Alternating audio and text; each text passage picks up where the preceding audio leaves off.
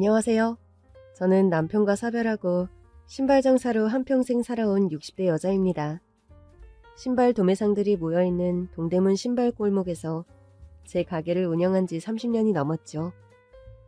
남편 없이 여자 혼자 힘으로 죽을 힘을 다해 일군 사업이 제법 잘 돼서 돈도 많이 벌었습니다.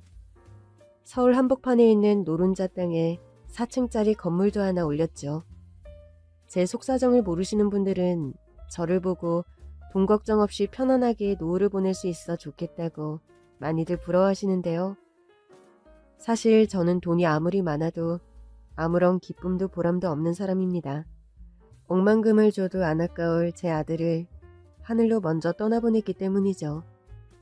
하나뿐인 제 아들은 결혼하고 10년 만에 얻은 정말 귀하디 귀한 자식이었습니다. 아이가 7살 되던 해 남편이 간암으로 세상을 뜬 후에는 아들은 저의 유일한 가족이자 희망이자 버팀목이자 제가 살아갈 이유가 되어 늘 제 곁을 든든하게 지켜주었죠. 우리 아들이 얼마나 대단한 아들이냐면요. 넉넉지 못한 형편에 학원은커녕 제대로 된 책상 하나 없이 지 엄마 신발가게 한 구석에 쪼그리고 앉아 공부하고도 전교 1등을 도맡아 수재 중의 수재입니다. 못 배우고 가진 것 하나 없는 부모 손에 자랐어도 우리나라 최고 대학이라는 서울대학교에 한 번에 척 붙은 자랑스러운 아들이죠.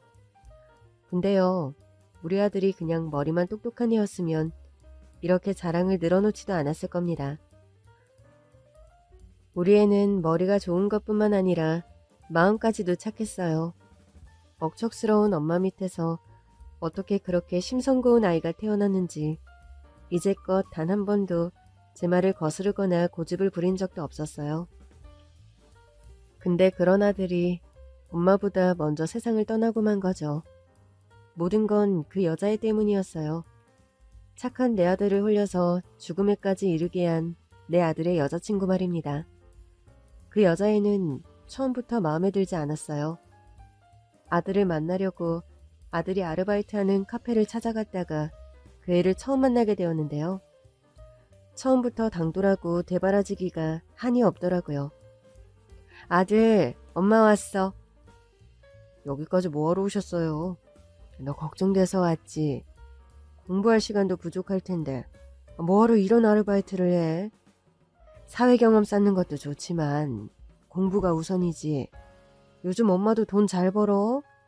네가 아르바이트 안 해도 우리 두 식구 하고 싶은 거 하면서 충분히 먹고 살 수 있다고. 아들이 대학에 들어간 이후부터 갑자기 사업이 잘 풀린 덕분에 우리 집은 말 그대로 고생 끝 행복 시작인 상황이었어요. 그런데도 아들은 자기 학비는 자기가 벌고 싶다고 공부하는 바쁜 와중에 카페에서 아르바이트까지 하겠다고 나선 겁니다. 그래도 힘들게 뭐하러 카페에서 일을 해? 알바를 하려면 차라리 과외 같은 걸 하지. 그때였어요. 웬 예쁘장하게 생긴 여자애가 불쑥 끼어드는 겁니다. 오빠는 저랑 같이 일하려고 여기 있는 거예요. 뭐? 아니 아가씨는 누군데? 남의 아들더러 오빠래? 어머니, 안녕하세요. 저 성은 오빠 여자친구 권나리라고 합니다. 엄마, 미리 말씀 못 드려서 죄송해요. 사실 저 여자친구랑 같이 일하고 있어요. 알고 보니 아들이 일한다는 그 카페는 여자친구가 운영하는 카페라더군요. 제 아들은 그 여자애가 사장으로 있는 가게에서 일하고 있던 겁니다. 아직 나이도 어린 것 같은데 벌써 이렇게 번듯한 가게를 차리고 대단하네. 부모님이 도와주신 건가? 아빠는 안 계시고요. 엄마가 차려주신 거예요. 그런데 아들의 여자친구가 너무 놀랄만한 얘기를 하는 겁니다. 어머니, 저요. 앞으로 오빠랑 결혼해서 이 카페 둘이 같이 운영할 거예요. 처음 보는 여자 입에서 결혼 얘기가 나오니까 너무 당황스럽더라고요. 뭐? 결혼? 그런 얘기하기는 아직 너무 이른 것 같은데. 그리고 우리 아들은 생명공학 전공인데 무슨 카페 운영을 해. 지금 그런 얘기 나누는 건 너무 성급한 것 같은데. 앞으로 어떻게 될지도 모르고. 처음 보는 여자애랑 미래에 대한 구체적인 얘기까지는 나누고 싶지 않아서 저는 딱 잘라 선을 긋고 자리에서 일어서려고 했죠. 그런데 제 아들이 그 여자의 편을 들고 나서는 겁니다. 엄마, 나리 말이 맞아요. 우리 결혼하기로 약속했어요. 그리고 둘이서 같이 이 카페 운영해서 크게 키워보려고요. 그게 무슨 소리야? 공부는 어쩌고? 공부를 계속하는 게 제 인생에 별 의미가 없을 것 같아요, 엄마. 사실 학교도 그만두려고 해요. 뭐? 그 어렵게 들어간 학교를 그만둔다고? 고작 여자 하나 때문에? 석사, 박사 따고 유학도 다녀온다며? 생명공학 공부해서 교수 된다며? 그게 네 꿈 아니었어? 고정하세요, 엄마. 살면서 꿈은 얼마든지 바뀔 수 있는 거잖아요. 그래서 지금 네 꿈이 교수에서 커피 장사로 바뀌었다는 거니? 네, 그냥 날이랑 둘이 소박하고 행복하게 살고 싶어요. 그날 무슨 정신으로 집까지 왔는지 모르겠습니다.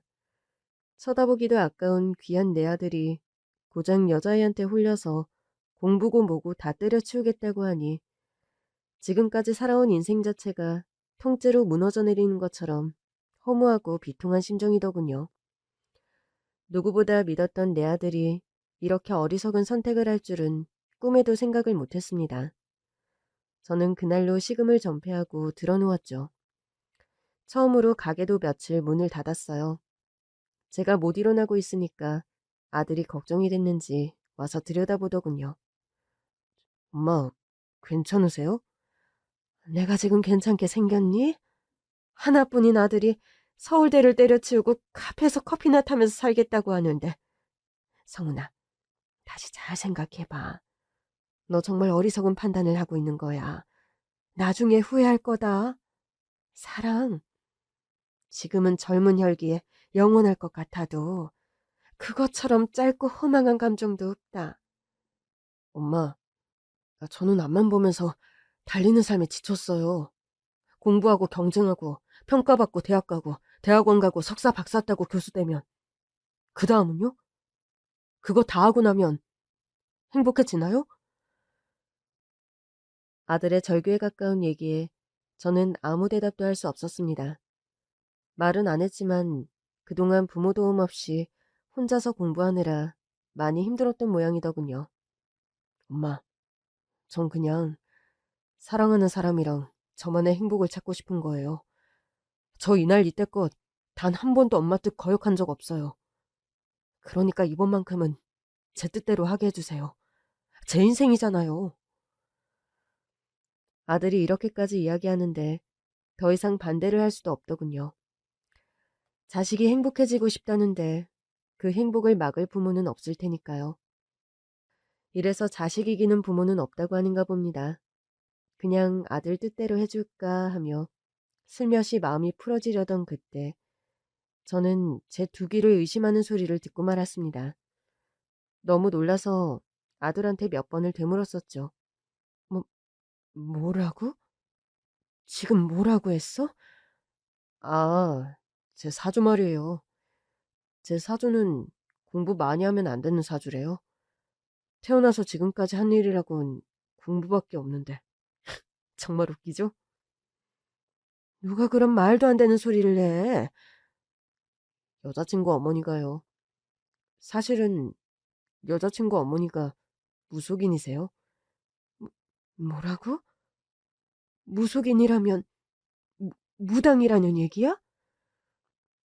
예, 저도 몇 번 직접 뵀는데 그렇게 이상한 분은 아니에요. 그냥 평범하세요. 지금 그걸 말이라고 하는 거니? 너 지금 무당 딸이랑 결혼을 하겠다는 얘기야? 전 너무 화가 나고 놀라서 피가 거꾸로 솟구치는 것 같았어요. 그런데 아들은 제가 왜 이렇게 화를 내는지 이해를 못하더군요. 무당이란 건 그냥 직업일 뿐이잖아요. 그걸로 문제 삼으시는 거 전 이해 안 돼요. 무당이 그냥 직업일 뿐이라고? 그게 얼마나 손가락 받는 일인지 알아? 왜 잘난 내 아들이 무당 사위가 돼서 손가락질 당하고 살아야 되냐고. 아무도 손가락질 하지 않아요. 그리고 제가 무당이랑 결혼하는 것도 아니잖아요. 그냥 나리 어머님이 무속인일 뿐이잖아요. 바보야. 무당은 대대로 이어지는 거잖아. 무당 딸도 신내림 받고 무당이 되는 거라고. 지금은 멀쩡할지 몰라도 나중에 갑자기 귀신도 보이고 신병 걸려서 여기저기 아프다가 결국 내린굿 받게 되는 거야. 에이, 그런 게 어딨어요. 그런 건 다 비과학적인 미신이에요. 성은아, 제발 정신 차려. 무당은 보통 사람들이랑 달라. 신을 모시는 거야. 귀신 따라서 좌지우지되는 삶을 살게 되는 거라고. 그러나 아무리 설득을 해도 아들의 결심은 완고했습니다. 마음을 바꿀 생각이 전혀 없더라고요. 저는 최후의 수단을 쓸 수밖에 없었습니다. 끝까지 네 고집대로 할 거면 이 엄마 죽이고 가라. 엄마, 그게 무슨 말씀이세요? 너 그 무당 딸이랑 결혼하면 엄마는 약 먹고 콱 죽어버릴 거야. 아들이 잘못된 길로 들어가는 걸 그냥 보고만 있으라고? 나는 너 잘못되는 꼴은 못 봐. 차라리 죽는 게 낫지. 엄마, 제발 무턱대고 반대만 하지 마시고 나리 한 번만 제대로 만나주세요. 네? 필요 없어. 너 엄마 죽는 꼴 보기 싫으면 당장 그 여자랑 헤어져. 제가 죽어버리겠다고 독하게 나오니까 아들이 포기한 듯 아무 말도 없이 밖으로 나가버리더군요. 저는 그 여자랑 정리하려고 나가는 줄 알았죠. 그런데 그렇게 말도 없이 나간 아들이 그날 저녁 집에 돌아오지 않는 겁니다. 전화도 되지 않고요. 얘기가 길어지나 싶어 기다렸는데 결국 그날 아들은 외박을 했습니다. 그리고 다음 날도 그 다음 날도 돌아오지 않더군요. 한 번도 이런 적이 없었는데 집을 나가 연락 한 톡 없는 아들이 너무 걱정되더라고요. 결국 3일을 기다린 끝에 저는 아들을 찾아서 아들이 일하던 카페로 갔는데요. 이상하게도 카페 문이 닫혀 있는 겁니다. 그런데 굳게 닫힌 문 안쪽에 누군가가 앉아있는 게 보이더군요. 저는 얼른 문을 두드렸죠. 저기요, 거기 누구예요? 문 좀 열어봐요. 여기 우리 성훈이 있어요? 그러자 문이 열리고 누군가가 나오는데 한눈에 봐도 누군지 짐작이 가더군요. 무당이라는 바로 그 아들 여자친구의 엄마였습니다. 성훈이 어머니 되시죠? 처음 뵙겠습니다. 지금 서로 인사할 상황은 아닌 것 같네요. 여기 우리 아들 있나요? 에휴, 이렇게 들쑤시는 게 결국 자기 아들 망치는 길이라는 걸 왜 모르는지. 뭐요? 당신 지금 뭐라고 했어? 누가 누구를 망쳐? 내 아들 망치고 있는 건 당신 딸이라고. 내 아들 지금 어디 있어? 착한 내 아들 꼬드겨서 어디로 빼돌렸냐고. 진정해요. 이렇게 흥분한다고 될 일이 아니야. 나도 지금 찾고 있는 중이라고요. 그게 무슨 말이에요? 애들 여기 없어요? 나도 우리 딸이랑 연락이 안 돼서 여기로 찾으러 온 겁니다. 그럼 애들이 대체 어디 있다는 거예요? 연락 안 된 지 벌써 3일째라고요. 아들이 사라졌다는 생각에 눈앞이 캄캄해지고 불길한 생각이 뇌리에 스치더군요. 제가 자식한테 약 먹고 죽어버리겠다고 모질고 독한 소리를 해서 우리 아들이 저를 피해 영영 숨어버린 건 아닌지 너무 겁이 났습니다. 그때는 제정신이 아니었던 것 같아요. 무당을 붙들고 입에서 나오는 대로 원망 섞인 분노를 마구 쏟아냈죠. 당신 무당이잖아. 무당이 자기 딸 어디 갔는지 행방도 모른단 말이야? 둘이서 어디로 도망이라도 간 건지 당신이 모시는 그 귀신한테 물어보면 되잖아. 내 아들 찾아내. 얼른 찾아내라고. 그러자 그 여자도 얼굴빛을 싹 바꾸면서 날카롭게 반응하더군요. 어허, 실령님로 하시면 어쩌려고 그런 불경스러운 말을 해? 그러더니 점사인지 뭔지 모를 말을 줄줄 읊어대는데 꼭 누가 불러주는 것처럼 막힘없이 얘기하더라고요. 이봐요, 성은 엄마. 흥분 가라앉히고 내 말 잘 들어요. 성은이는 사주에 나무가 많아서 공부하는 것도 좋아하고 성공보다는 성장을 중요하게 생각해요. 그리고 애는 착한데 그렇게 강하게 억압하면 반항하게 되어 있어. 엄마가 그렇게 애를 억압하고 멋대로 휘두르려고 하면 큰일 난다 이 말이야. 성은 엄마는 딱 봐도 불기운이 너무 강해. 성은이 옆에 있으면 애가 타 죽는다고. 그러니까 젊은 시절에는 둘이 좀 떨어져 사는 게 좋아요. 자기 멋대로 애 쥐고 흔들 생각하지 말고 아들 하자는 대로 해줘요. 그래야 아들이 살아. 뭐야? 나보고 지금 돌팔이 무당 말만 듣고 무당 딸이랑 우리 귀한 아들을 결혼이라도 시키라는 거야? 당신네들 수법 내가 모를 줄 알아요? 자기들 유리하게 멋대로 짓거려서 사람 불안하게 만들고 구태한다고 돈 뜯어가고 사기치고 지금 나한테도 그러는 거야? 나한테 우리 아들 옆에서 떨어지라는 소리 하면 내가 순순히 당신 딸이랑 우리 아들 결혼이라도 시킬 줄 알았냐고. 사람 우습게 보지 마. 내가 평생을 바쳐서 목숨보다 귀하게 키운 잘나고 잘난 내 아들이야. 당신들이 넘볼 아이가 아니라고. 당신 딸하고 당신 둘 다 다시는 우리 성은이 옆에 얼씬도 하지 마. 한 번만 더 내 눈에 띄면 가만 안 둬. 저는 그 길로 카페를 나와 경찰서로 직행했습니다. 실종 신고를 해서라도 아들을 찾고 싶었죠. 그런데 경찰서에서 실종 신고를 접수해주지 않더군요. 어머니, 성인은 이 정도 가지고는 실종 신고 자체가 성립이 안 돼요. 여자친구랑 어디 바람이라도 쐬러 간 거겠죠. 좀만 기다려보세요.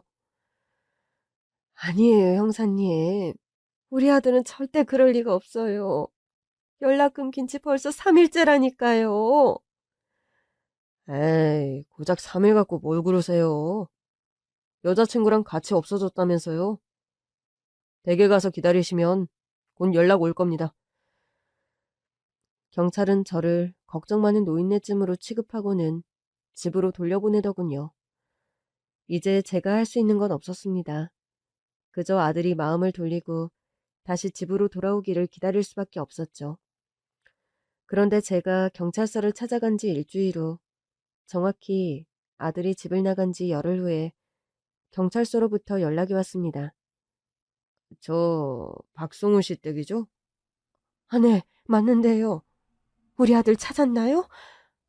박송우 씨 모친 되십니까?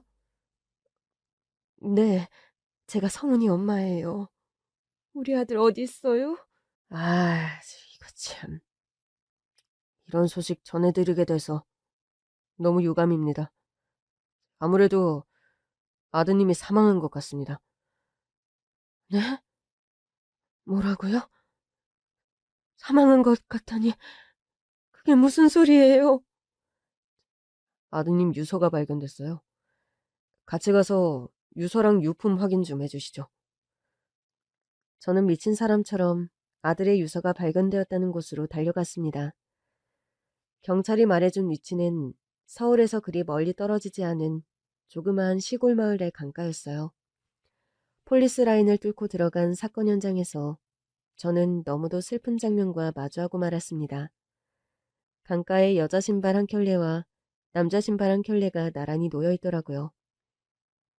남녀 신발이 나란히 놓여 있는 걸로 봐선 이곳에서 두 사람이 동반 자살한 거로 보이는데요. 이 부근이 워낙 수심이 깊고 물살이 세서 수색 작업에 어려움이 있습니다.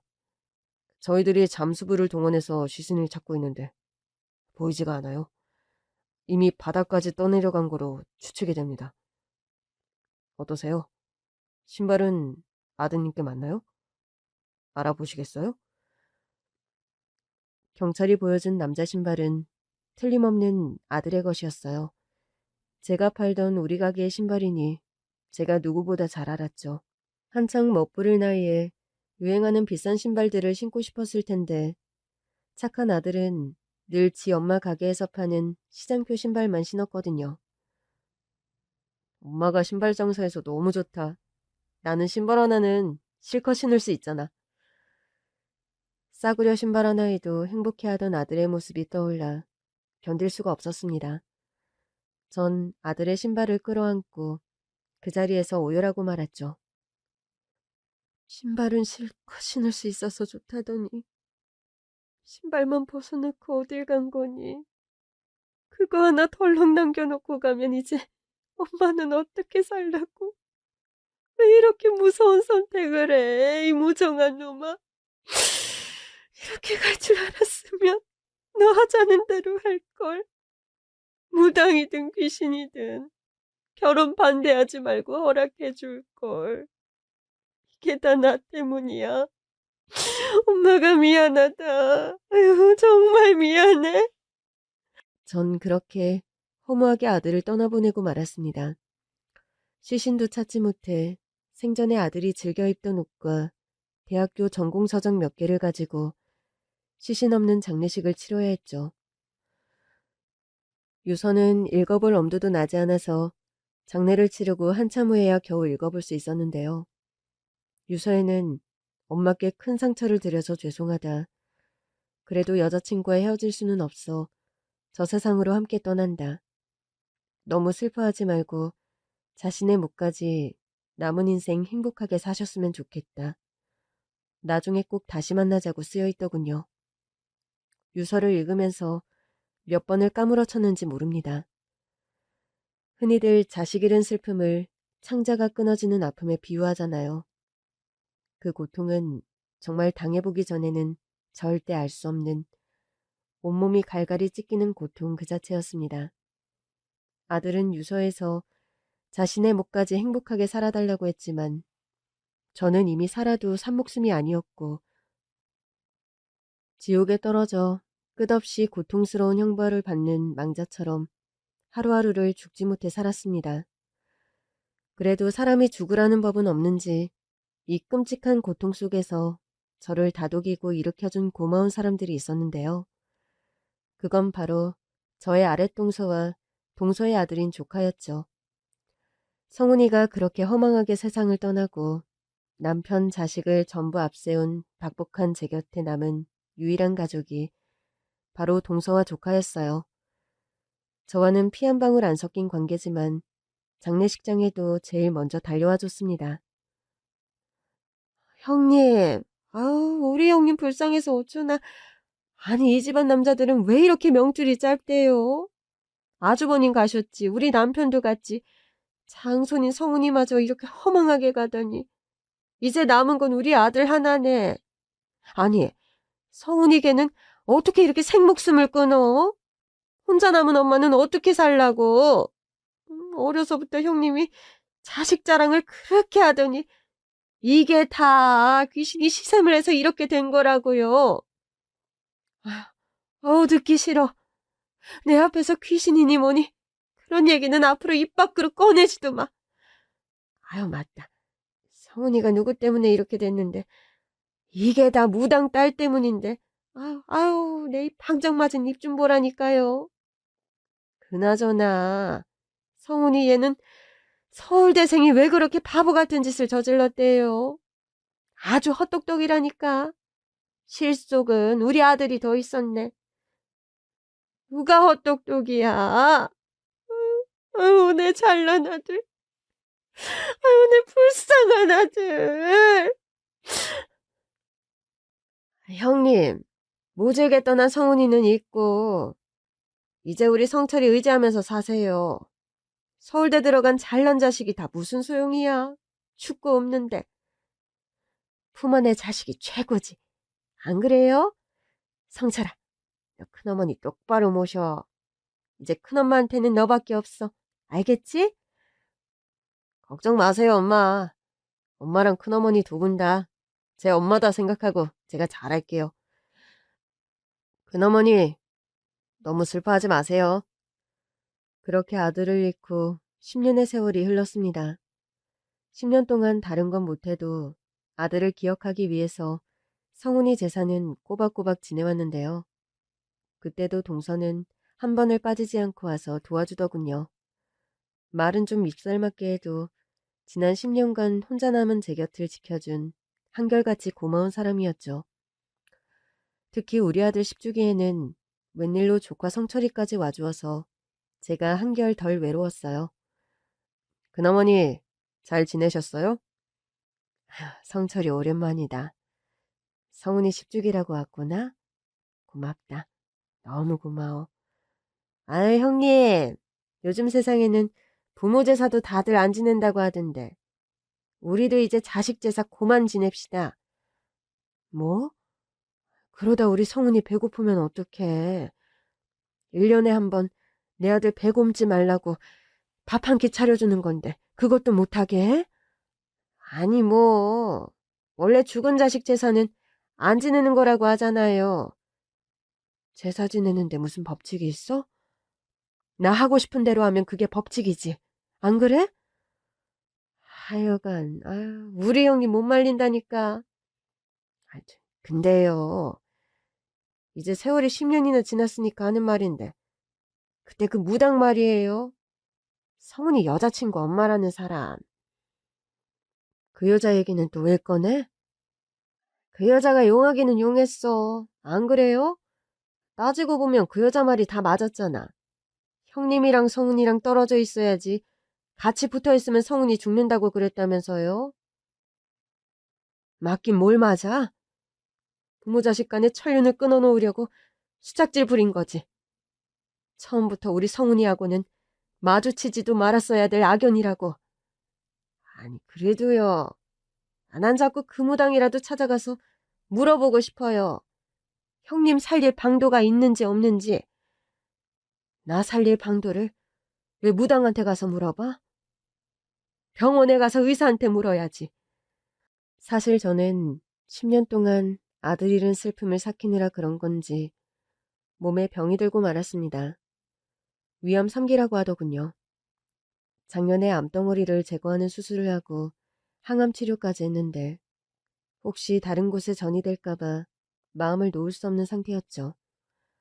암세포 완전히 소멸시키는 부적을 써달래든지 아니면 굿을 한번 하든지. 나는 엄마도 용한 무당한테 굿 한 번 받고 암 완치 판정 받았대잖아요. 아유 듣기 싫어. 무당의 무자도 내 앞에서 꺼내지 마. 무당이라면 아직도 치가 떨리는 사람이야 내가. 근데 하물며 그 여자를 만나라고? 내 아들 잡아간 그의 엄마를 다시 만나면 내가 무슨 짓을 할지 나도 몰라. 그러니까 동서, 괜히 쓸데없이 나 위한답시고 일 벌리지 마. 알았어? 아유 알았어요 형님. 그렇게 계시다가 성훈이 만나러 저 세상 가버려도 난 몰라요. 바라던 바야. 이렇게 있다가 하루라도 빨리 성훈이나 만나면 좋겠네. 왜 이렇게 빨리 왔냐고 성훈이가 화낼 거예요. 아우 참. 그나저나 형님 가시고 나면 이 많은 재산은 다 어떻게 되나 몰라. 이걸 다 누가 관리할 거야? 왜? 내 재산 관리할 사람이 없을까봐 걱정돼? 아유, 그럼요. 당연히 걱정되죠. 가족이라곤 저랑 성철이뿐인데. 형님 갑자기 어떻게 되기라도 하면 형님이 평생 피땀 흘려가며 일군 이 재산들 다 남의 손에 넘어가게 될지도 모르잖아요. 그렇게 되는 건 막아야지. 자네랑 성철이한테는 그동안 신세진 것도 있고 하니 두 사람 섭섭지 않게 해줄 거야. 걱정 말고 있어. 그렇다고 나 죽을 날만 기다리지 말고. 근데 농담처럼 가볍게 시작한 유산 얘기에 동서가 진심으로 나오는 겁니다. 형님, 그 건물은요? 뭐? 서울 한복판에 있는 4층짜리 건물 말이에요. 그 건물은 어쩌실 거냐고요? 그거는 사실 사회에 환원하려고 준비 중이야. 예? 그 알짜배기 건물을 왜 남을 줘요? 아깝게. 사실 우리 아들 죽기 위한 제일 큰 책임은 나한테 있잖아. 그래서 우리 성훈이한테 사죄하는 의미로 성훈이 이름으로 기부하려고 하는 거야. 지 뜻 펼쳐보지도 못하고 엄마 때문에 아까운 목숨 버린 우리 아들 이름 석자. 오래도록 영원히 기억되라고. 아유, 말도 안 돼, 형님. 이제 그만 그 죄책감에서 벗어나실 때도 됐어요. 형님 아들 죽은 지 10년이에요. 10년이면 강산도 변한다는데 이제 성훈이 놓아주고 마음 편하게 사셔도 된다고요.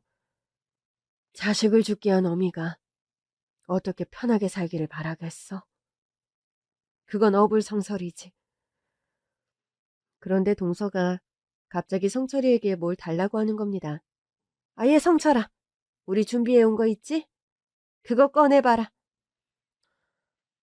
그러자 성철이가 제 눈앞에 서류 하나를 꺼내놓더군요. 자세히 살펴보니 그건 제 건물을 조카인 성철이에게 증여한다는 계약서더라고요. 아니, 이게 뭐야? 형님, 사실 성철이 사업이 요새 많이 어려워요. 형님이 제 아들 한 번만 도와주세요.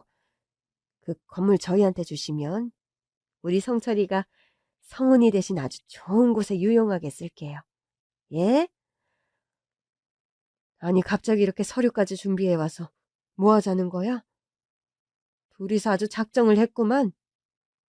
이러려고 성철이까지 데리고 온 거야? 우리 아들 10주기에 맞춰서 내 재산 증여받으려고? 근데 동서, 정말 미안한데 나한테도 다 계획이 있어. 이렇게 갑자기 떼쓰듯이 달라고 조르면 내가 너무 곤란해.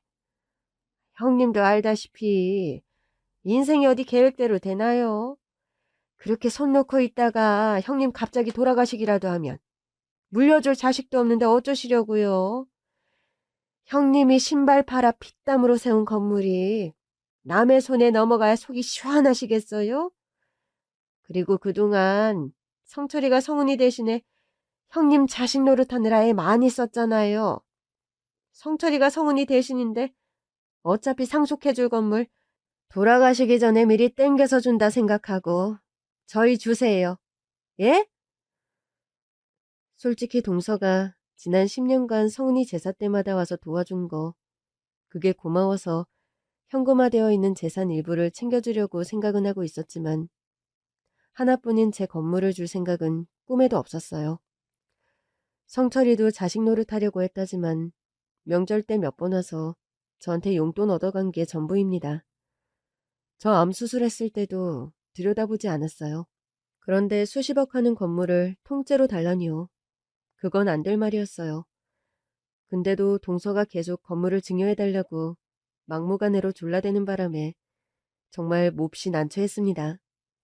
형님, 언제 돌아가실지도 모르는데 그렇게 재산 욕심 부리면 추해요. 뭐? 추해?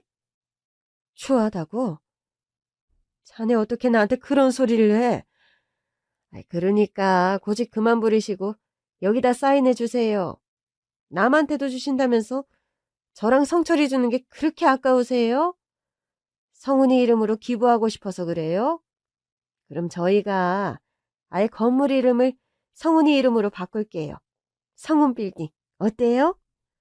그럼 성훈이 이름이 영원히 남을 거 아니에요. 예? 아무리 그래도 그 건물은 안 돼. 그건 내 아들 몫으로 남겨놓은 거야. 내가 엄마로서 성훈이한테 해줄 수 있는 마지막 일이라고. 그 건물 나한테서 뺏어갈 권리? 동서한테 없어. 나한테 아무것도 강요하지 마.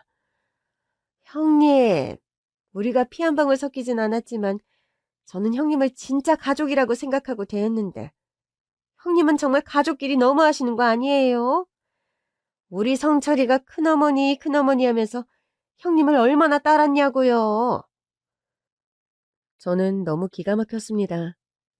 암 수술하고 재발될까 두려운 마음 반, 차라리 암세포가 온몸에 퍼져서 먼저 세상 떠난 아들을 만나러 가고 싶다는 마음 반으로 하루하루 살얼음판을 걷는 저에게 건물 내놓으라며 계약서까지 들이미는 동서와 조카라니요. 이게 과연 가족한테 할 수 있는 짓인가요? 동서가 저를 진짜 가족으로 생각했다면 멀쩡히 살아있는 저에게 언제 죽을지 모르니 유산 정리하라는 이런 말을 할 수가 있는 걸까요? 동서의 이런 어처구니 없는 요구 때문에 그동안 고마웠던 마음까지도 사라질 지경이었습니다. 사람이 어떻게 이렇게 잔인할 수가 있어? 자식 잃고 병들어 죽을 날만 기다리는 나한테 어떻게 이럴 수가 있냐고. 그때였습니다. 밖에서 절 부르는 소리가 들리는 겁니다. 그리고 대문이 스르륵 열리더니 누가 현관으로 들어오는 겁니다. 저는 아들 떠나고 10년 동안 대문을 잠가본 일이 없습니다. 혹시나 죽은 홀령이라도 아들이 집을 찾아온다면 언제든지 들어오라고요. 그런데 제가 상상만 하던 일이 현실에서 일어났습니다. 대문이 열리고 집으로 들어온 사람은 다름 아닌 제 아들이었던 겁니다. 저는 너무 놀라 그 자리에 얼어붙고 말았어요. 동서와 조카 역시 귀신을 본 사람처럼 놀라 자빠지면서 개거품을 물더군요. 아이고, 귀신이다. 어머나 세상에, 성훈이 귀신이 지 제삿날이라고 집에 찾아왔나 보네. 그러나 그 사람은 귀신이 아니었습니다. 틀림없이 살아있는 제 아들이었죠. 엄마, 저 왔어요, 엄마. 죽은 줄 알았던 내 아들이 10년 만에 살아서 돌아온 겁니다. 아니, 이게 어떻게 된 거니? 너 정말 성훈이니? 성훈이 맞아? 네, 맞아요. 죽은 게 아니었어? 살아있었어? 죄송해요, 엄마. 죄송해요. 죄송하다며 고개를 숙이는 아들을 끌어안고 한참을 울었습니다. 아들의 사망 소식을 들었을 때보다 더 서럽게, 더 많이 울었던 것 같아요. 죄송하긴 뭐가 죄송해. 이유가 뭐든 이렇게 살아 돌아왔으니 내가 고맙지. 고맙다. 다시 엄마를 찾아와줘서 정말 고마워. 10년 전에 너한테 모진 소리 한 거 얼마나 후회했는지 몰라. 그것 때문에 너가 잘못된 선택을 한 것 같아서 전부 내 탓 같아서 미안하다. 엄마가 미안해. 그렇게 한참을 울고 난 뒤에야 이게 어떻게 된 일인지 자초지종을 들을 수 있었는데요. 아들이 들려준 얘기는 너무나 충격적이었습니다. 엄마가 너무 완강하게 반대를 하셔서 괴로웠어요. 게다가 제가 나리하고 헤어지지 않으면 엄마가 약 드시고 세상을 떠난다고 하시니까. 그래서 겁이 덜컥 났어요. 어머니도 지키고 제 사랑도 지키려면 그 방법밖에 없다고 생각했어요. 제가 죽어야 끝날 것 같았습니다. 죄송해요, 엄마. 그래서 뭘 어떻게 했다는 거야? 강가에 신발이랑 유서를 두고 세상 떠난 것처럼 위장을 했습니다. 뭐야? 혼자 남은 엄마는 어떻게 살라고 네가 그런 짓을 해? 그 강가에서 너 신발을 끌어안고 내가 얼마나 울었는지 아니? 10년을 무슨 마음으로 살았는지 알아? 죄송해요, 엄마. 정말 큰 불효를 저질렀어요. 정말 잘못했습니다. 용서해주세요. 아니야, 아니야. 이렇게 돌아왔으니 됐다. 너는 불효자 아니고 효자야, 효자. 죽었던 내 아들이 10년 만에 살아서 왔으니 엄마는 이제 오늘 당장 죽어도 여한이 없어. 그때 옆에서 놀라 벌벌 떨고 있던 동서가 갑자기 끼어들더군요. 근데 이 애들은 누구야? 뭐? 애들? 죽었다 살아 돌아온 아들을 보느라 주변이 어떻게 됐는지 누가 같이 왔는지 살펴볼 겨를도 없었는데 애들 소리에 정신을 차려보니 현관문 앞에 웬 아이들 둘이 서 있더군요. 유모차 안에서 곤히 자는 작은 아기와 그 옆에 멀뚱하게 서 있는 대여섯 살쯤 된 아이가 그제야 눈에 들어왔는데요. 한눈에 봐도 우리 아들 어릴 때랑 똑같이 생겼더라고요. 이 애들은 누구냐? 설마 성훈이 네 아들이야? 예. 그래서 기어이 무당 딸이랑 결혼해서 애들까지 낳은 거냐? 예. 죄송해요, 엄마. 저희 둘이서 강가에 신발 벗어놓고 바로 베트남으로 갔어요. 거기서 살림도 차리고 커피 사업도 하고 저렇게 예쁜 아들을 둘이나 낳았습니다. 민준아, 이리 와봐. 할머니한테 인사드려야지. 아들이 부르자 큰애가 할머니 부르면서 쪼르르 와서는 저한테 폭 안기는 겁니다. 그러니까 제 눈에서 눈물이 주르륵 흐르지 뭡니까? 그렇게 반대했던 여자와 위험한 쇼까지 벌이면서 기어이 살림을 차린 아들이 믿기도 했지만 그 작은 천사 같은 아이가 처음 보는 저한테 할머니 하면서 안기니까 미움도 원망도 10년 세월의 한까지도 전부 씻겨내려가는 기분이었어요.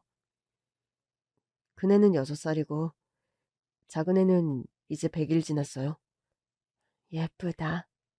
너무 예뻐.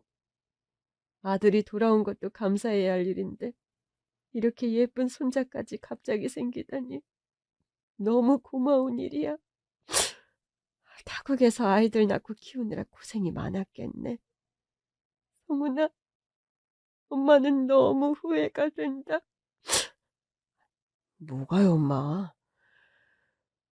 처음부터 너 하자는 대로 애들 엄마를 받아들였더라면 우리가 이렇게 헤어져서 힘든 세월 보내지 않았어도 됐을 텐데 노인네 고집 때문에 여러 사람을 힘들게 했구나.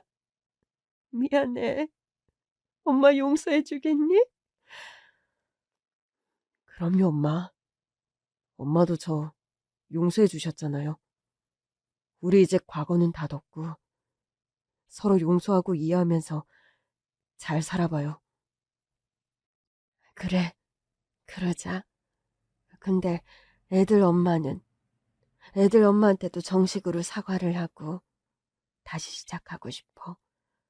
무당 딸이라고 반대했던 거 전부 다. 애들 엄마 지금 어디 있니? 왜 같이 안 왔어? 같이 안 온 게 아니고 못 왔어요, 엄마. 애들 엄마 얘기에 흔들리는 아들의 눈빛을 보면서 갑자기 너무 불안해지더군요. 왜? 어디가 아파? 우리 나리가 둘째 낳다가 그만 하늘로 갔어요, 엄마. 뭐? 그게 정말이야? 애들 엄마가 이 세상 사람이 아니라는 거야? 예. 둘째 살리고 자기 혼자 저 세상으로 갔네요. 아들은 두 아이를 끌어안고 오열하기 시작했습니다. 저 역시 너무나 충격적인 현실에 말문이 막히고 눈물이 뚝뚝 흐르더군요. 이렇게 소중한 두 손자만 남겨주고 떠난 며느리. 시어머니로서 단 한 번도 따뜻하게 대해준 적 없지만 고맙고 미안한 마음에 사죄의 눈물을 한참 쏟았죠. 근데 저랑 아들이 너무 서럽게 울고 있으니까 동선의 모자는 끼어들지도 못하고 뻘쭘하게 있다가 건물증여 계약서를 챙겨서는 슬그머니 달아나대요. 끝까지 밉살 맞은 말 한마디를 보태면서 말이죠. 형님, 진짜 아들도 나타나셨으니 이제 우리는 필요 없겠네. 우린 가요. 그래도 성훈이 없을 때 형님 챙긴 사람이 누군지 잊지 말아요. 아까 우리 목도 생각하고 있다고 했죠? 오늘은 정신이 없어서 그냥 가는데요. 저 그거 받으러 다시 올 겁니다. 상철아, 가자. 저는 그 길로 며느리의 엄마인 그 무당, 아니죠. 아들과 며느리가 정식으로 결혼을 하고 아이까지 낳았으니 이제 사부인이 되겠네요. 사부인을 만나러 갔습니다. 사부인은 손님을 받아 점사를 봐주던 신당을 정리하고 산속 깊은 곳에서 조용히 혼자 살고 계시더라고요. 예전에 봤을 때는 좀 섬뜩한 기운이 느껴졌었는데 10년 세월 동안 한결 차분해진 것이 약간 도인 같은 분위기를 풍기더군요. 애들 소식 들으셨죠? 얼마나 비통하십니까, 사부인. 그동안 제가 우리 며느리한테 잘못한 일도 있고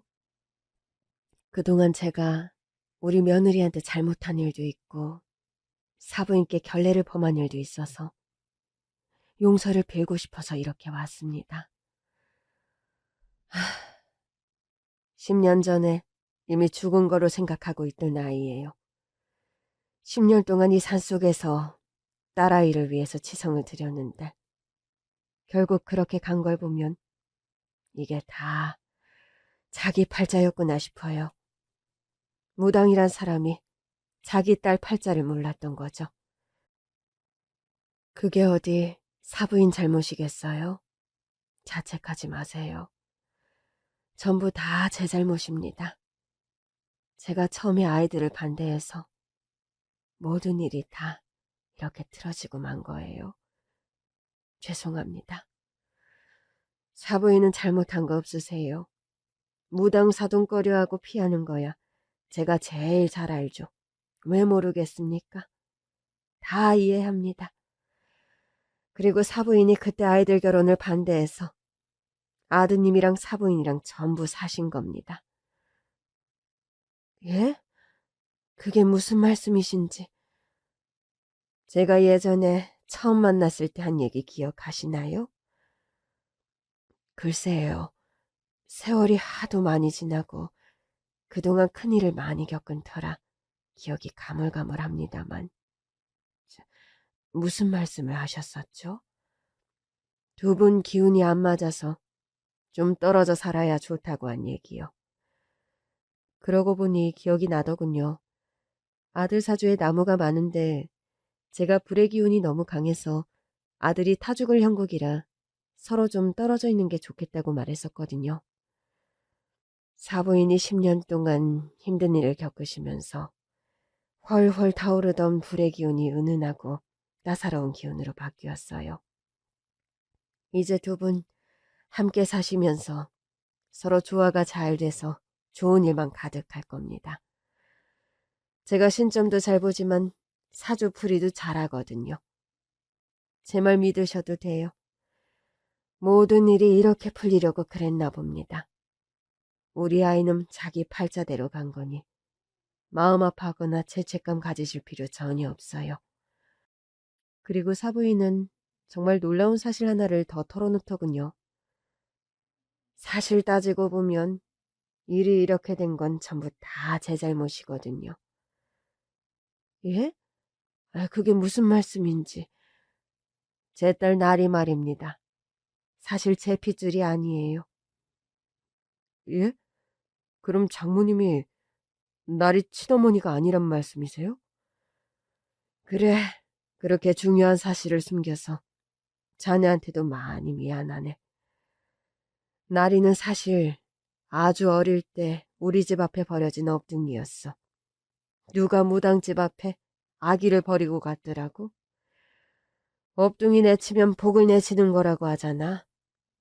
그래서 할 수 없이 내 딸로 키웠지. 아들과 저는 충격적인 사실을 마주하고 너무 놀랐죠.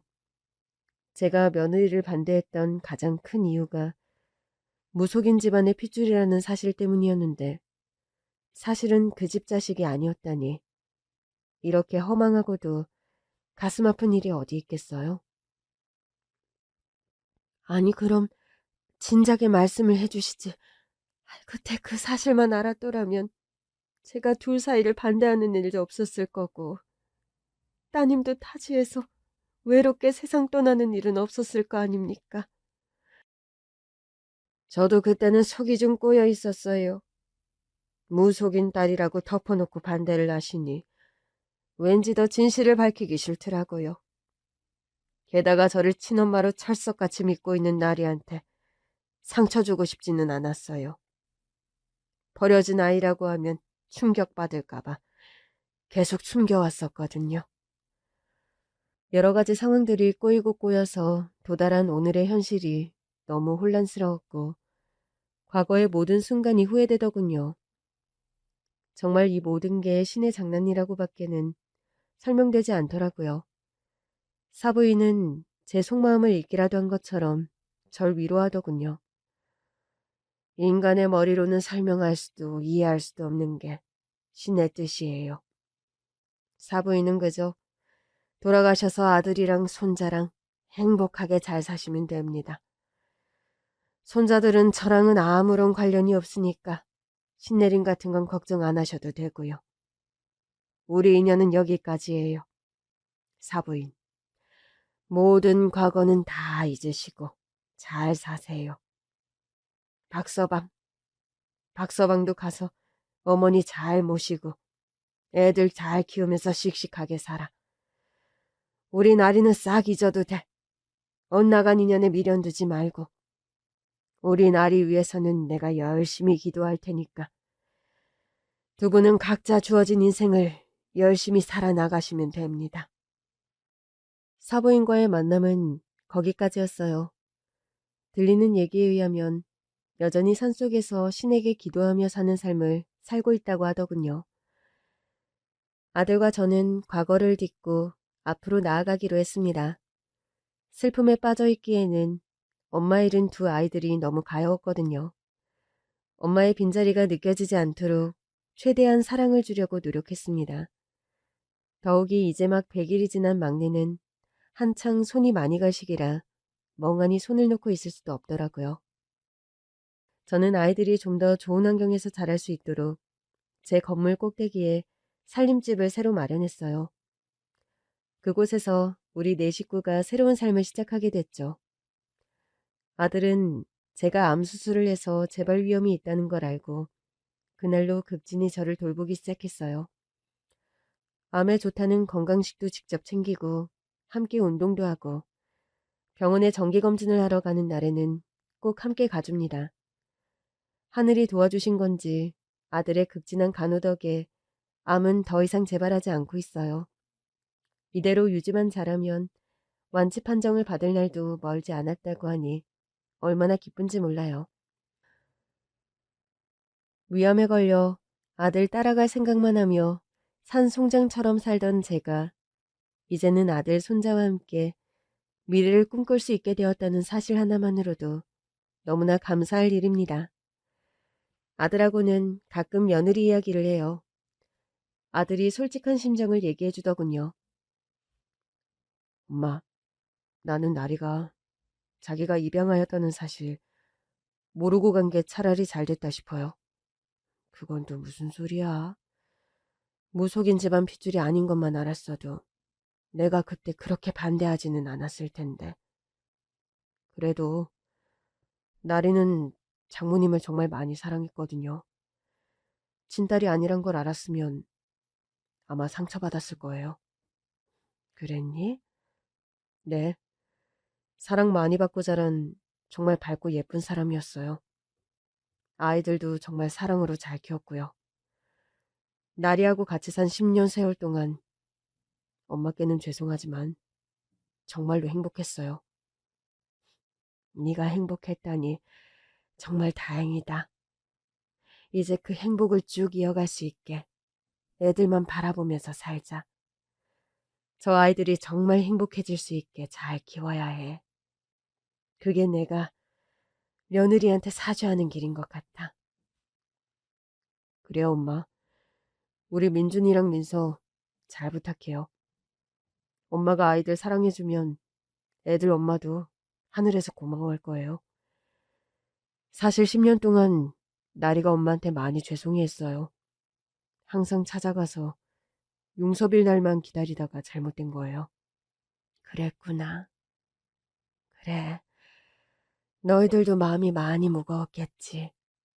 사부인 말씀대로 모든 건 운명 따라 팔자 따라 가는 거라 생각하고 과거는 전부 다 털자. 예, 엄마. 제 앞에 놓인 운명이 또 저를 어디로 데려갈지는 아무도 모릅니다.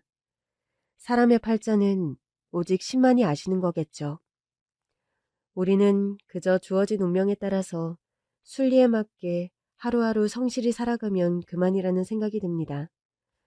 후회스러운 과거는 다 잊고 이제는 가족들과 함께 더 나은 미래를 만들기 위해 열심히 노력할 겁니다. 지금까지 제 이야기 들어주셔서 감사합니다.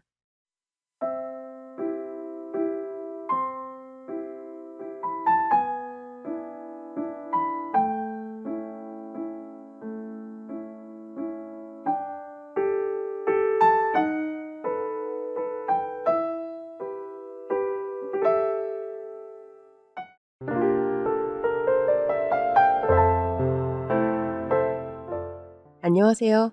저는 60대 중반의 여성이고 혼자 삽니다. 아들이 하나 있는데 몇 년 전 장가를 가서 제 가정을 꾸리고 살아요. 멀리 사는 것도 아니고 바로 제가 사는 집 아래층에 아들내외가 산답니다. 남편과는 사별인지 이혼인지 궁금하시다고요? 둘 다 아니지만 저는 지금 혼자 사는 처지입니다. 결혼이라도 했냐고 물으실 것 같은데 그런 것은 아니고 정확히 말하자면 이혼 소송 중입니다. 혜자야, 네 남편 여태 딴 살림 중이니? 응, 상간녀한테 눈 돌아서 짐 싸고 나간 지가 언젠데. 나도 그 인간 흔적 꼴 보기 싫어서 남은 짐들 다 싹 정리해서 택배로 보내버렸다. 누구 좋으라고 그걸 택배로 보내줘. 쓰레기통에 던져버려도 시원찮을 판에. 괜히 짐 가지러 왔다가 깽판 부릴까 봐서. 그 인간 늙어도 이빨 빠진 호랑이 주제에 여전히 으르렁거리는 성미는 여전하잖니. 밑에 층에 영석이네 사는데 며느리 보기에 맨날 시부모가 싸우는 것도 창피해서. 참, 아유, 네가 며느리 앞에서 좀 쪽팔리긴 하겠다. 시집 온 지 얼마 안 돼.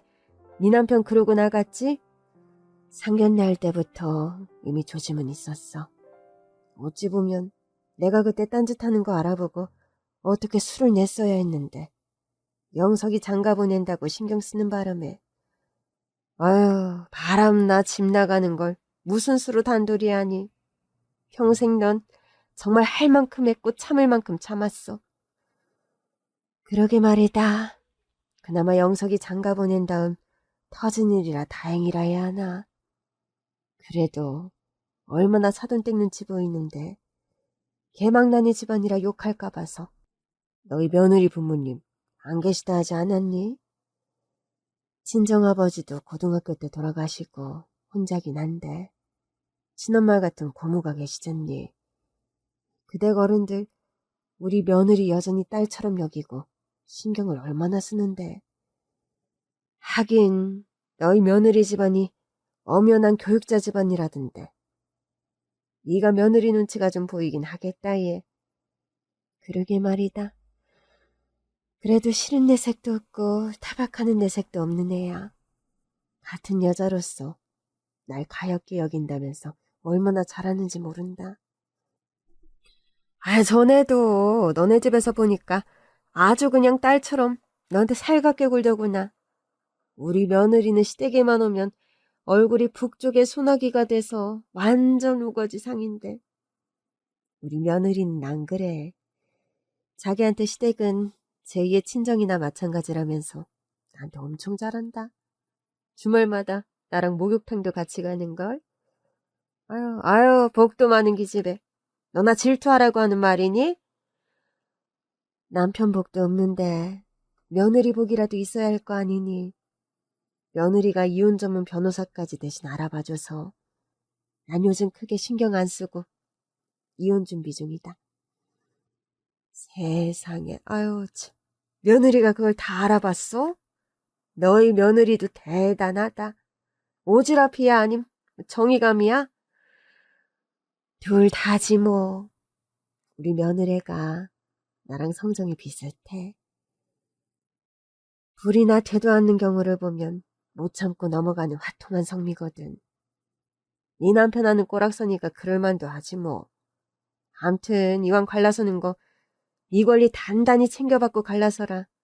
그래야 평생 참고 희생한 네 인생이 조금이라도 보상받지. 안 그러니? 그래, 나도 더티하고 피곤한 싸움이라는 생각 버리기로 했다. 내 권리를 찾기 위한 과정이고 귀찮지만 치러야 할 절차라 생각하기로 했어. 아유, 내 말이 그 말이다.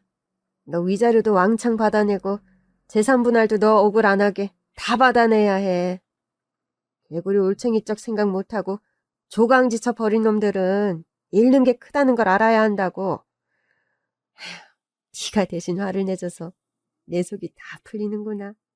친구 좋다는 게 뭐니?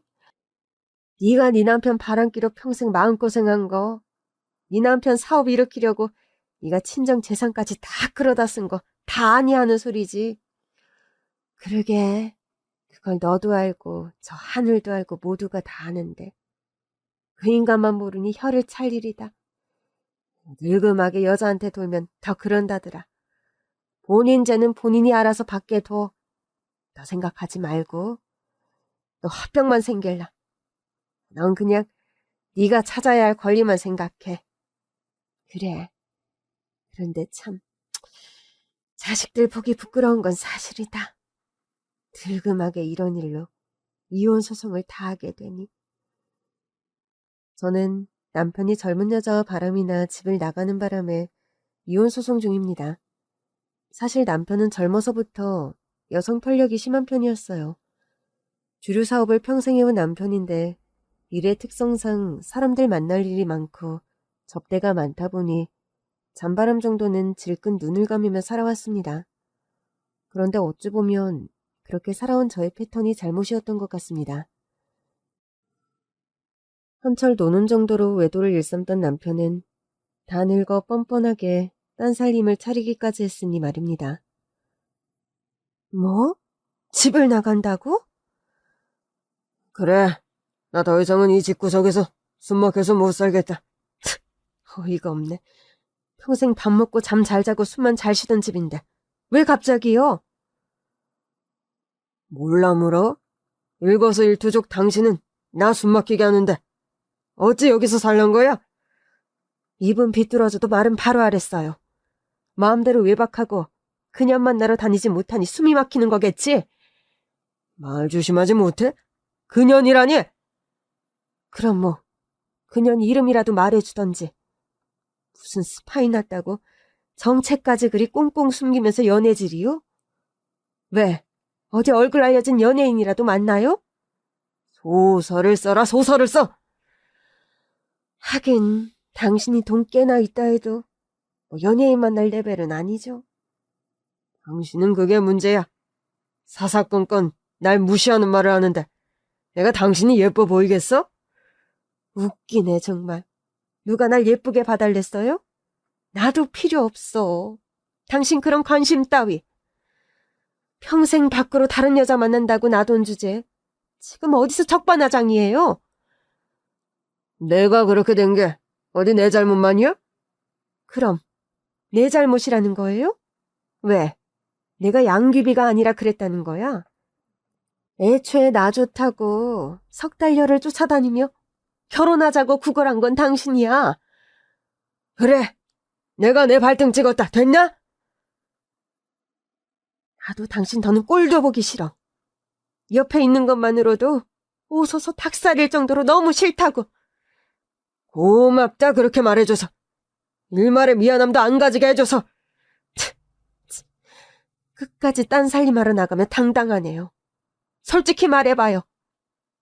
당신 명석이하고 며느리 보기 부끄럽지도 않아요? 부끄러움, 책임, 도의 그런 거 다 이기는 게 사랑이야. 당신이 사랑이 뭔지 알기나 해? 불륜도 사랑이에요? 지저분한 외도고. 더 더러운 말 나오려는 거 내가 참겠어요. 어디 해보시지 왜? 당신 눈에는 내가 더럽나? 난 하늘을 우러러 우리 사랑이 부끄럽지 않다고 자부할 수 있어. 아버지, 이제 좀 그만하세요. 영서가, 너 언제 들어왔니? 지금 그게 중요한 게 아니잖아요. 평생 어머니 속 그만큼 썩이시면 됐지. 늙음하게까지 이게 뭐예요? 영서가, 사실은 내가 너한테는 구구절절 설명을 좀 하려고 했다. 아버지가 만나는 그 여자는 말이다. 지금 설마 제 앞에서 상간녀 변호하시려는 건 아니시죠? 영서가, 너도 아들 입장만 내세우지 말고 제발 같은 남자 입장에서 한 번이라도 이 애비를 이해해줄 수 없더냐? 네, 이해 못합니다. 전 아버지 아들이지 친구가 아니니까요. 영서가, 이 애비는 어떤 선택을 해도 네 아비고 또 우리 한별이 하랩이다.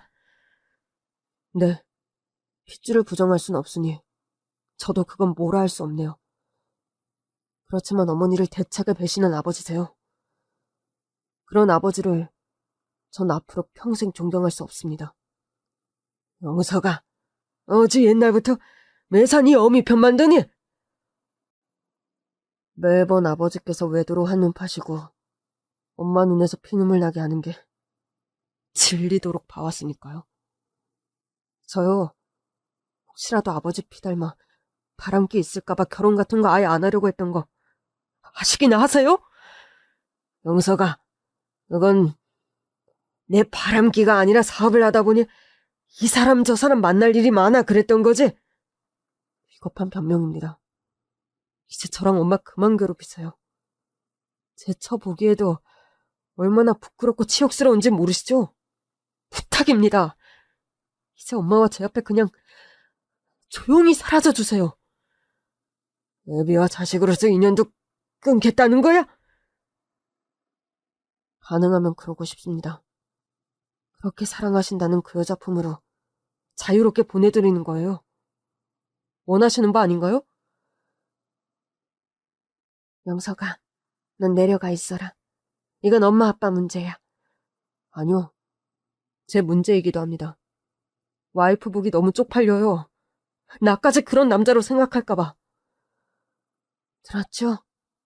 이제 당신 숨막히다는 이 집에서 살고 싶어도 못 살아요.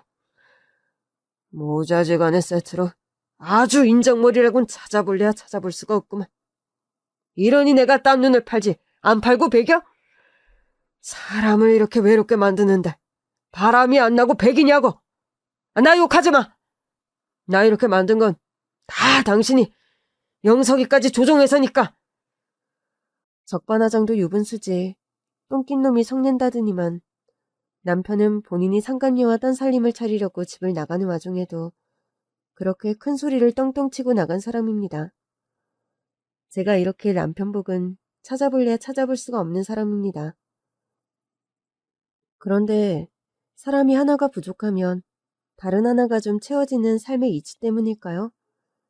하나뿐인 아들은 옛날부터도 제 말이라면 크게 거스르지 않고 잘 듣는 효자인데다가 며느리 역시 아주 살갑고 착하답니다. 어머니, 아침 식사하셨어요? 주말인데 늦잠이라도 자지 않고 무슨 일이야? 어머님하고 브런치 먹으러 가려고 왔어요. 브런치? 영석이는 여태 자니? 네, 이번 주에 야근이 많았어서 오늘 몰아서 잠 좀 자고 싶다네요. 야, 너도 요즘 일로 많이 시달린다면서 같이 자지 않고. 전 아침형 인간이라 웬만큼 자면 막 늘어지게 잘 못 자요.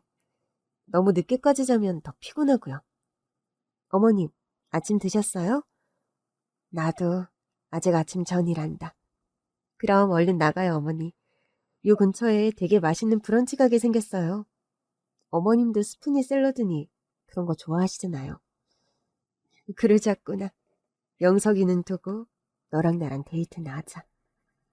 브런치 먹고 그림 전시장 가실래요? 어머님 좋아하시는 화가 그 땡땡땡이요. 저번 주부터 전시 시작했대요. 오늘 그만큼 시간 여유가 있니? 나야 남는 게 시간이 늙은이지만 너는 영석이랑 시간 안 보내도 돼? 그 사람 좋아하는 카레도 한 냄비 끓여놓고 나왔으니까 걱정 마세요. 아마 자고 일어났다 카레 먹고 또 잘 거예요. 아유, 아들이 잠꾸러기라 그 덕에 내가 호강하는구나. 저도 어머님이랑 데이트하고 좋죠 뭐. 며느리는 신혼 시절부터 저와 스스럼 없이 외식도 가고 쇼핑도 가는 등 살갑게 굴고 잘했답니다. 슬아의 아들이 한 명이라서 나이가 들수록 딸이 있는 여자들이 부러웠는데 그런 저의 허전함을 채워주고도 남는 며느리였죠. 게다가 어머님, 아버님 관련해서 너무 면목 없게 생각하지 마세요. 어머님 잘못도 아닌데 자꾸 그런 말씀 안 하셨으면 좋겠어요. 그래도 부모된 입장에서 그게 아니란다. 좋든 싫든 싸우든 뭐라든 같이 한 집에서 늙어가는 모습을 보여야 하는 법인데 남보다 못하게 한 집에서 사는 부부가 뭐 좋아 보여요. 게다가 아버님은 지금 용서받을 수 없는 일을 하고 계시잖아요. 내 입장을 이해해줘서 고맙구나. 그런 말씀 마세요. 어머님은 평생 피해자신데 그런 말씀 안 하셨으면 좋겠어요. 참, 제가 알아봐드린 이혼 전문 변호사 어떠세요? 이혼 전문 로펌이라 그런가. 확실히 저번 변호사와 다르구나. 응대도 그렇고 일처리도 그렇고 신뢰가 가. 저 아는 언니가 남편의 외도로 이혼했는데 유책 배우자로부터 억울하지 않게 이혼하도록 소송을 잘 이끌어내는 사람이더라고요. 아마 믿고 맡기셔도 될 거예요. 고맙다 희진아. 네가 있어서 든든하고 위안이 된다. 법원이라 로펌 갈 일 있으시면 언제든 전화하세요 어머니. 제가 동행해 드릴게요. 너도 학교 일로 바쁜데 그럴 거 없어. 이미 나와 네 시아버지 송사로 네가 얼마나 신경을 많이 썼니? 남도 아니고 가족끼리 당연히 신경 써야죠. 부디 어머님께서 억울하지 않은 결과가 나와야 할 텐데 걱정이에요. 제가 처한 상황을 친정 식구처럼 함께 걱정해주는 며느리였습니다. 며느리는 교육자 집안의 딸로 며느리 본인도 고등학교에서 교편을 잡고 있습니다. 작년에는 첫 손주를 품에 안겨주었고 현재까지 육아휴직 중인 며느리죠. 아래층에 며느리와 아들이 살기에 저는 틈만 날 때마다 내려가서 육아도 도와주고 살림도 도와주곤 합니다. 희진아, 너 좋아하는 메추리알 장조림이랑 잡채해 왔다. 어머 세상에, 어머님 매번 감사해요. 어머님, 요즘 관절염 있으시다면서 이런 거 자꾸 만들지 마세요. 자식들 먹을 반찬 만드는 게 뭐가 힘들다고 그래? 그래도 관절염은 쉬어야 낫는 병이라던데 집안일에 너무 시달리시는 것 같아서요. 너는 휴직까지 하고 애 돌보느라 정신이 없는데 당연히 도와야지. 저는 친정엄마가 없어 나서 출산이고 육아고 힘들고 외롭게 할 각오를 하고 있었는데 어머님께서 완전히 친정엄마 역할 배를 해주고 계세요. 아, 갑자기 여긴 왜 울어? 매번 반찬도 그렇고 오실 때마다 집안 청소까지 너무 죄송해서요. 애 키우는 게 어디 보통 일이니? 우리 한별이가 별나서 네 품 아니면 잠도 안 자는 애라 네가 힘든 거 다 안다. 다른 시어머니들은 반찬을 해봐도 꼭 아들 좋아하는 것만 해오신다는데 어머님께서는 늘 제가 좋아하는 반찬 위주로 해오시잖아요. 그것도 너무 따뜻하고 감사해요. 그것 때문에 눈물이 났어? 네. 사실 저는 엄마가 해주는 집밥 못 먹고 자라서 어머니 음식이며 반찬 그런 것들이 너무 따뜻하고 좋아요. 사먹는 거랑 틀리게 맛도 너무 좋고요. 내 손맛이 네 입맛에 맞아 다행이구나. 애 엄마는 스스로 본인 먹을 걸 못 챙기니까 주변에서 챙겨주는 게 도리다. 안 그럼 애 키우는 일이 서러운 일이 되어버리는데 그럼 안 되는 거잖니? 저 시집 참 잘 온 것 같아요. 어머님 같은 시어머니 만나서요. 나야말로 며느리 한번 잘 들였다. 요즘 세상에 너처럼 심지가 착하고 고운 며느리가 어딨니? 난 아들 장가 보내며 며느리가 아니라 딸을 얻은 느낌이란다. 저와 며느리의 사이는 각별하고 따뜻했습니다. 남편과의 지저분한 이혼 소송에서 오는 스트레스가 날아갈 만큼 며느리와 유대관계는 저에게 큰 위로를 주는 것이었죠. 그렇게 남편과의 소송을 진행하면서 일상을 보내던 어느 날, 고대하고 기다리던 첫 손주의 돌잔치가 다가왔습니다. 집에서 조용히 보내려던 계획과는 달리 좀 규모가 있는 호텔에서 진행을 하게 되었어요. 엄마, 저희 회사에서 사원복지 차원으로 자녀 돌잔치 장소를 여기 호텔에서 무료로 장소를 제공해주고 식사비도 80%나 지원해준대요. 그럼 여기서 우리 한별이 돌잔치예요, 여보. 이 호텔 5성급이고 음식도 아주 괜찮은 곳인데 한별이 돌잔치 여기서 하는 게 좋겠구나. 아들 회사의 지원 덕분에 좋은 호텔에서 손주 녀석의 돌잔치를 치르게 되었습니다. 뭐 손주의 돌잔치를 호텔에서 치르지 못할 만큼의 형편은 솔직히 아니지만 저나 아들이나 허례허식을 별로 좋아하지 않는 타입이거든요. 그렇다고 회사에서 거의 공짜로 지원해준다는데 안 할 이유도 없어 하게 된 선택이었죠. 그런데요, 손주 녀석의 돌잔치 날 아주 기함할 만한 사건이 벌어지고 말았습니다. 저와 이혼 소송 중인 남편이요. 다른 사람도 아니고 딴 살림 차려 동거 중인 상간녀를 떡하니 돌잔치 장소에 데리고 나타난 겁니다. 당신 미쳤어? 여기가 어디라고 이 여자를 데리고 나타나? 아, 왜? 내가 못 올 때라도 왔어? 당신한테 남편 자격 없다고 아들한테 예비 자격도 없는 건 아니잖아. 안녕하세요, 사모님. 기별 없이 온 건 좀 죄송한데 제가 못 올 자리는 아닌 것 같은데요? 뚫린 입이라고 아무 말이나 막 해도 되는 줄 알아요? 감히 여기가 어디라고 낯짝이 두꺼워도 정도껏 두꺼워야지. 고정하시고 말씀 좀 가려 하시죠. 어차피 순리대로라면 사모님 자리에 내가 있어야 한다고요.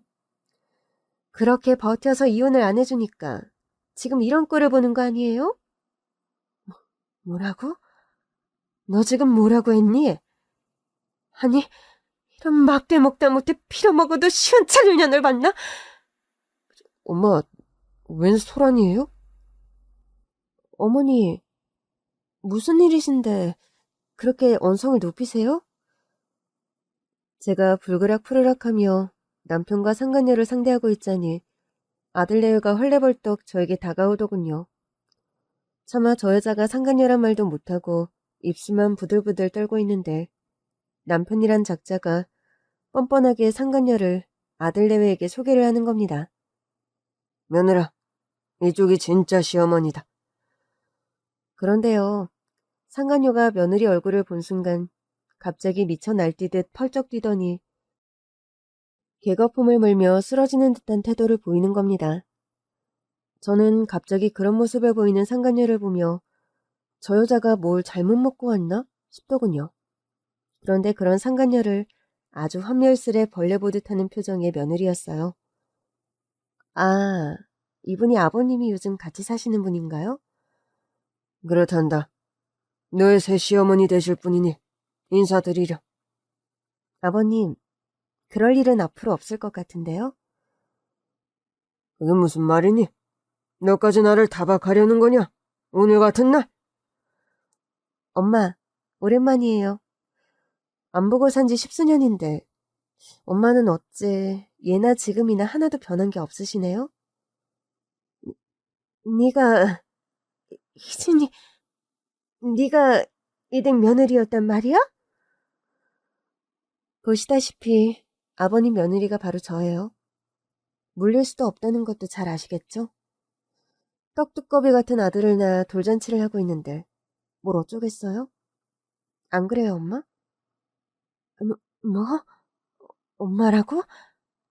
이 여자가 희진이니 모친이란 말이니?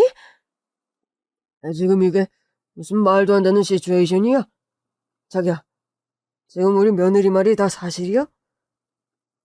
네, 사실이에요. 나한테는 결혼한 적 한 번도 없다고 하지 않았어? 저희 엄마가 결혼한 적 없다고 하던가요? 아버님께요? 예진이가 정말 당신 딸이 맞아? 분명 아버님께서도 다 들으셨잖아요. 필요하면 친자국인 검사도 해드릴 수 있어요. 누가 그런 검사까지 해달라고 했니? 아버님, 저희 친어머니가 어떤 여자인지 알고 계시죠? 이 여자가 결혼한 적 없는 처녀라고요? 할인 내가 이렇게 버젓이 살아있는데? 네, 참 살다 별하별 일을 다 겪네요. 쾌적부도 아니고 설마 이런 여편 내랑 재혼할 생각은 아니겠죠? 이게 대체 무슨 난리예요? 사람들 눈치채기 전에 얼른 두 분 다 여기서 나가주세요. 부탁입니다. 평생에 한 번뿐인 제 아들 돌잔치 날을 망치지 말아주세요. 아들의 호통에 남편은 얼굴을 붉히며 아무 말 못하더군요. 그 상관녀요? 정말 혼자 보기 아까운 표정을 짓더니 제대로 말도 못하고 버벅거리며 우왕좌왕 어디 똥 마려운 강아지처럼 돌잔치 장소를 도망치듯 빠져나가 버리더군요. 시집안 간 처녀라는 말을 믿은 당신이나 저 나이에 그런 거짓말을 한 저 여자나 참 독인 개긴이군요. 그렇게까지 안 해도 충분히 창피하니까 좀 그만할 수 없어? 끝까지 상체에 소금을 팍팍 뿌려대야 시원한가? 예, 미안하지만 그래야 내 직성이 좀 풀리겠네요. 더 큰 창피 주고 싶은 거 참은 줄 알아. 우리 한별이 돌잔치 날만 아니었음.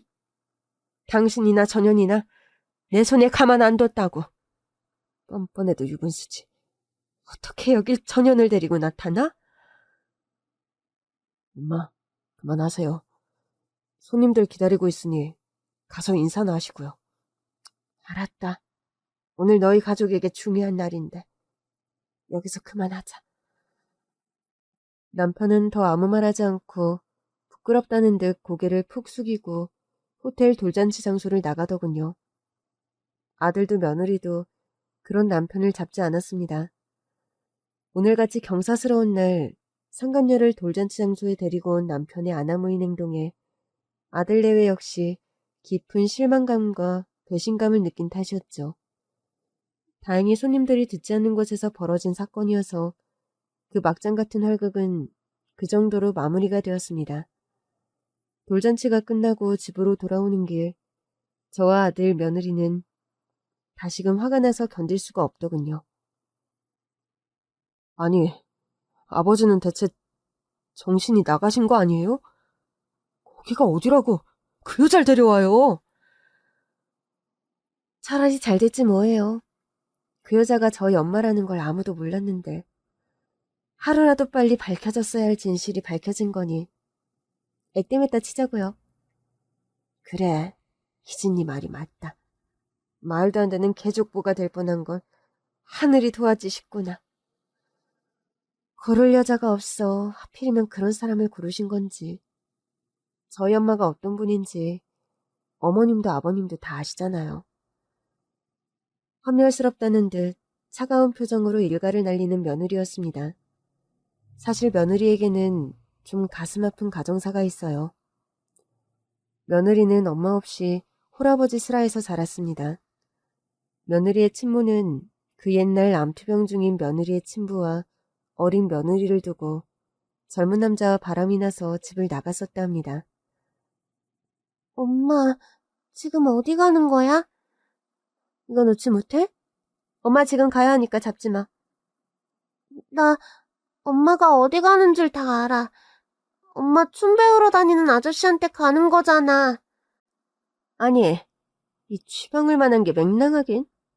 그래, 네가 다 안다니까 하는 말인데 엄마는 어쩔 수 없어. 그러니까 앞으론 엄마는 없다 생각하고 아빠랑 살아. 엄마, 아빠는 아프잖아요. 아빠 곁에는 엄마가 있어야 돼요.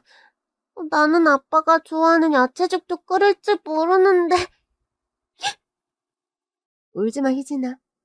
사람은 다 적응의 동물이고 처음엔 좀 힘들겠지만 너나 아빠나 다 적응될 거야. 엄마, 내가 엄마가 춤추러 다니면서 그 아저씨 만나러 다니는 거 아무한테도 말 안 할게요. 그러니까 나랑 아빠 버리지만 마세요. 네? 희진아, 미안하다. 엄마는 더 이상 네 아빠와 살 수 없어. 엄마 같은 엄마는 너도 있고 아빠랑 잘 살아. 아마 네 고모가 너랑 아빠 모른 척 안 할 거야. 고모는 고모고 엄마가 아니잖아요. 나랑 아빠한테 필요한 사람은 엄마잖아요. 아빠 지금 많이 아픈데 엄마까지 도망가면 어쩌라고요. 네 아빠가 살고 죽는데 엄마가 무슨 상관이니? 그건 희진이 네가 잘못 생각하는 거야. 운명은 제천이란다. 살 사람은 살고 죽을 사람은 죽게 되어 있어. 엄마 진짜 나빠. 엄마 세상에서 제일 독하고 나쁜 사람이야. 그래, 엄마 실컷 욕해라. 그리고 그 도끼로 앞으로 부지런히 살아. 엄마는 이만 간다. 더는 엄마 잡을 생각 말고. 그렇게 뻔뻔하게 어린 며느리와 병든 남편을 두고 집을 나간 상간녀였다고 합니다. 엄마가 집을 나간 게 제가 겨우 8살 때였어요. 어리긴 해도 알 거 다 아는 나이였는데 그런 식으로 저와 아빠를 버리고 간 엄마를 평생 용서할 수 없었어요. 아버님은 암투병 하셨다면서? 언제부터 아프셨던 거야? 아빠가 암투병 시작한 지 얼마 안 돼서 집 나간 엄마였어요. 사람들마다 그런 엄마를 엄청 욕했고요. 차마 입에 담을 수 없는 말로 욕을 하는 어른들도 있었어요. 어린 나이에 며느리가 받았을 상처가 어땠을지 과연 짐작조차 되지 않더군요. 물론 이런 사연들을 저와 남편 아들은 진작부터 알고 있었습니다. 그렇기에 아마 남편이 받은 충격은 꽤 클 것이 뻔했죠. 며느리의 친엄마, 그 상간녀가 옛날에 집을 나가버리고 며느리의 친정아버지는 5년 넘게 암투병을 하다가 하늘나라로 떠났다고 합니다. 아빠가 투병하시면서도 엄마 때문에 속이 많이 상하셨어요. 용서할 수 없는 배신을 때리고 떠난 엄마였는데 지금 생각하면 아빠는 그런 엄마를 많이 사랑하셨던 것 같기도 하고요. 지금도 과거 이야기를 할 때면 표정이 어두워지고 슬퍼지는 며느리였습니다.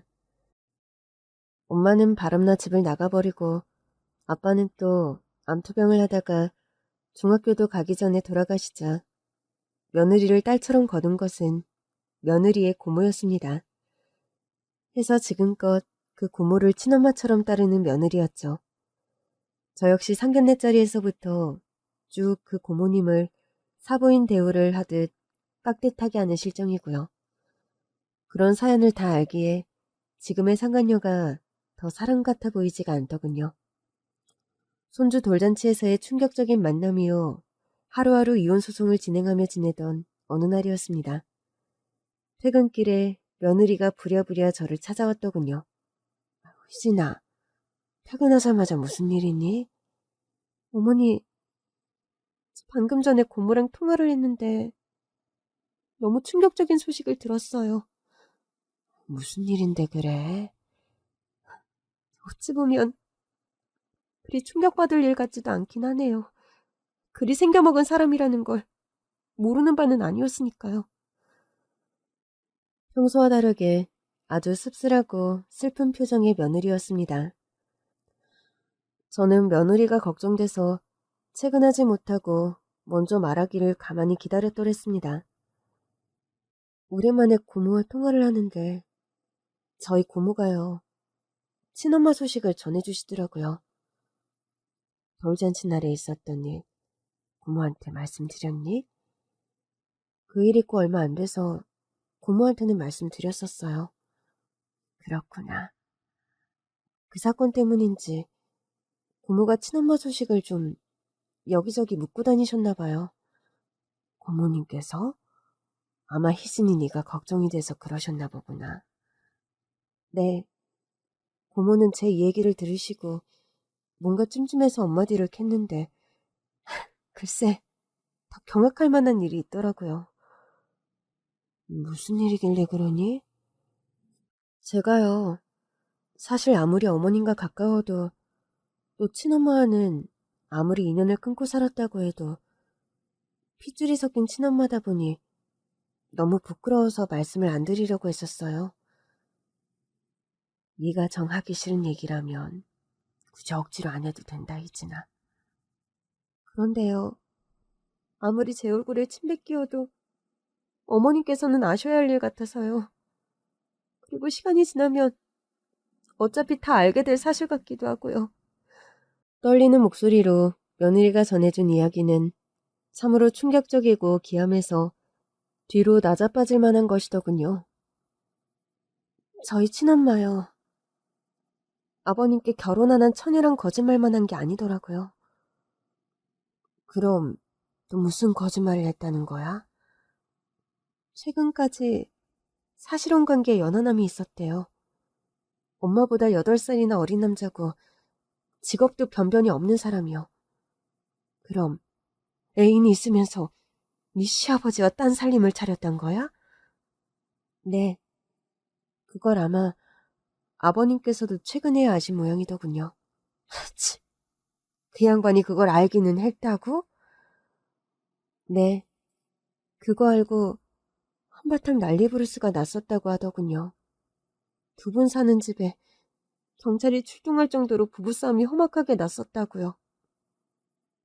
네 시아버지 성질이 아마 그런 사실을 알고 얌전히 넘어가진 않았을 거다. 그런데요, 그런 거짓말보다 더 나빴던 게 애초에 그 젊은 연하남 빚을 갚으려고 저희 엄마가 아버님께 의도적으로 접근한 거였다네요. 돈 때문에 일부러? 네, 그 기둥서방이란 남자가 노름하는 버릇이 있어서 여기저기 빚도 많고 또 도박빚 마련한다고 여기저기 사람들한테 사기도 많이 쳐서 돈 문제가 심각했대요. 네 시아버지가 돈 얼마나 해줬다든? 제가 듣기론 아파트 한 채 값은 너끈히 넘어간 모양이더군요. 세상에. 짠돌이 양반이 그 큰 돈을 넙죽넙죽 갖다 바쳤다는 거야? 말로는 친정 식구가 아픈데 수술비가 필요하다. 생활고로 진 빚이 있는데 갚아야 한다. 어디 부동산에 투자하려는데 당신도 좀 해봐라. 이런 거짓말들로 받아낸 돈들이 수억이래요. 그럼 그 수억의 돈들이 다 그 기둥서방이라는 남자 피 갚는 데 쓰였고? 네. 지금 아버님께서도 그 사실 알고 화병으로 몸져 누워 계시대요. 네 말을 들으니 희진아, 내가 더 뭐라 할 말이 없구나. 이런 얘기 제 입으로 드리는 거 솔직히 힘들었는데 언젠가 아실 일이라면 빨리 말씀드리는 게 좋다 생각했어요. 무엇보다 어머님하고 저 사이에 이런 찜찜한 비밀 같은 거 만들고 싶지도 않았고요. 아니 희진아, 네가 뭘 잘못했다고 우니? 잘못한 사람은 정작 따로 있는데 울지 말거라 아가야. 부끄럽고 너무 창피해서요. 그리고 너무 죄송하기도 하고요. 희진아, 네가 일전에 그러지 않았니? 네 시아버지 딴 살림 차려 이혼소송 들어갈 때 내가 너 보기 창피하고 면목 없다 했더니 네가 그랬어? 어머니는 피해자신데 그런 말 절대 하지 말라고. 듣는 네가 듣기 싫다고. 안 그래? 네, 제가 그랬어요. 지금 내가 딱 그때의 네 심정이란다. 이제 와서는 네가 어떤 마음으로 그런 말을 나에게 했던 건지 알겠구나. 어머니, 사람 마음이 왜 다들 내 맘 같지 않고 그 모양인지 모르겠어요. 그런 것들은 그냥 그 수준대로 살게 무시하고 내버려 두자꾸나. 내 맘 같지 않은 인간들 신경 쓴다고 내 속 문드러지게 하는 어리석은 짓 이제 더는 하지 말자 희진아. 네 어머니. 어머니 말씀이 100번 옳아요. 제품에 안겨 한참이나 오열하는 며느리였습니다. 하긴 다른 사람도 아니고 아무리 인연을 끊고 정을 끊고 살았다 한들 제 친정엄마의 허물을 이야기하는데 그 속에 어떻겠습니까? 남편의 외도와 부끄러운 행실로 평생 소가래하며 살아온 저였기에 며느리의 그 아픈 심정이 누구보다 이해가 가더군요. 남편은 그 상간녀와 당장 살림을 가르고 험악하게 헤어진 모양이더군요. 들리는 소문에 의하면 그 상간녀와 기동서방은 저희 남편과 관련된 일 말고도 다른 사기죄로 여러 명에게 고소를 당해 재판을 받고 교도소에 수감되었다 합니다. 이런 소식은 남편의 지인으로부터 건너 들었습니다. 며느리에게는 제가 그런 당부를 했었거든요. 희진아, 앞으로 너와 나 사이에 네 친엄마나 시아버지 일은 올리지 말자꾸나. 지저분하고 되새기기 싫으니 서로 끄집어내서 힘들 필요 없지 않니? 네, 그렇게 해요, 어머니. 뭐 앞으로 더 있어봤자 뻔한 절차들일 텐데 어머님이나 저나 입에 안 닿는 게 정신건강에 이로울 것 같아요. 며느리와 저는 그날 이후로 이 사건에 관해서는 일체 말을 꺼내지 않고 있습니다. 그러던 어느 날이었어요. 기별도 없이 남편이 저를 찾아온 겁니다. 소금을 뿌리며 내쳐버릴까 하다가 사람 꼴이 기운도 없고 폭삭 사가버린 외양이 하도 불쌍해 보여서 그냥 일단 들어오라고나 했습니다. 연락도 없이 무슨 일이에요? 당신과 나 사이에 뭐 더 할 말이 있다고. 여보, 오늘은 내가 당신에게 꼭 할 말이 있어서 찾아왔어. 세상 어이가 없네. 그래, 한번 드러나 봅시다. 꼭 할 말이란 게 뭔지. 그동안 정말 내가 미안했어. 당신 같은 조강지차를 두고 그런 사기꾼 같은 년한테 속아서 당신과 영석이 얼굴에 먹칠을 하고. 갑자기 바닥에 무릎을 꿇고 석고대죄를 하며 닭똥 같은 눈물을 뚝뚝 흘리는 게 아니겠어요? 그런 마음이 든 연유냐 맥락이 이해가 안 가는 바는 아니었지만 그렇다고 그런 석고대죄에 제 마음이 풀릴 만한 일도 아니었습니다. 이제 와서 갑자기 왜 이래요? 뻔뻔하게 당당하게 사랑 운운하며 집 나갈 때는 언제고. 남자들이 평생 아이라는 말이 왜 있겠어? 옆에 있는 소중한 당신을 몰라보고 당신 같은 현모양처가 어디 있다고. 내가 잠깐 돌았었나 봐. 여보, 나 좀 제발 한 번만 용서해줘. 그만 울고 자리에서 좀 일어나요. 그럼 나 용서해 주는 거야, 여보? 용서라는 게 말로만 했다고 되는 건 아니라는 거 정도는 알죠? 용서할게요. 아니, 용서하려고 앞으로 부디 노력할게요. 용서하면 아는 거고 아니면 아닌 거지. 아이 그런 말이 어딨어? 어? 용서하려고 노력할 거니까 당신이 원하는 용서 언젠가는 하게 될 날이 오겠죠. 여보, 내가 어리석었어. 나이 들어 둥글거줄 조강지처만큼 중한 게 어디 있다고. 내가 멍청해서 그리 설치고 다녔어. 날 좀 한 번만 봐줘. 인간적으로는 당신 이해 못하는 바 아니에요. 수십 년 한 집에 산 마누라 지겨울 수도 있죠. 안 그래요? 다 이해하고 용서하려 할 테니까 이제 좀 그만합시다. 날 용서한다면서? 그건 또 무슨 소리야, 여보? 당신을 용서한다고 했지. 당신과 같이 산다는 의미는 아니었어요. 우리는 이미 돌아올 수 없는 강을 건넜어요. 그건 당신도 잘 알잖아. 여자들이 마음 뜨면 더 무섭다더니 당신 참 칼 같구려. 알았어. 내 죄를 내가 탓하지. 이제 와서 만신창이 다 된 마당에 내가 누굴 탓하겠나? 남편은 자리에 철퍼덕 주저앉더니 제 가슴을 스스로 탕탕 치면서 한참을 대성통곡하는 겁니다. 죄는 미워해도 사람은 미워하지 말라 했던가요? 막상 저런 꼬락서니로 스스로를 탓하며 괴로워하는 모습을 보니 좀 불쌍한 생각이 드는 것도 사실이었습니다.